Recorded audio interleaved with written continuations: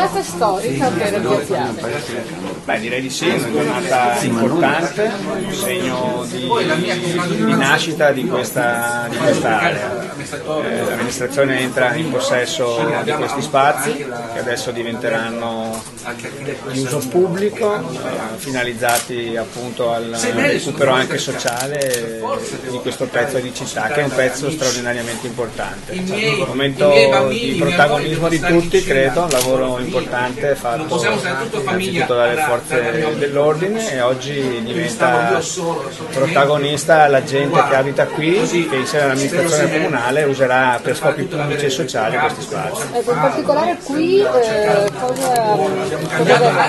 Allora, questo spazio qui, che sarà gestito dal nostro servizio protezione sociale, che appunto fa l'attività quotidiana di contrasto allo sfruttamento appunto sessuale della prostituzione, avrà la sua sede qui, e questo sarà anche un luogo aperto al pubblico dove faremo gli incontri, le riunioni, insomma anche simbolicamente credo significativo ed importante. E gli altri spazi, soprattutto il supermarket? Questo appunto sarà oggetto di un bando pubblico. Noi abbiamo già una serie di proposte di soggetti appartenenti al terzo settore, cooperative sociali, anche cooperative sociali di tipo B, per l'utilizzo degli spazi, alcuni anche in termini commerciali, quelli che hanno questa funzione e questa destinazione, altri invece soprattutto gli appartamenti per una serie di ipotesi di lavoro che riguardano i padri separati, i giovani studenti.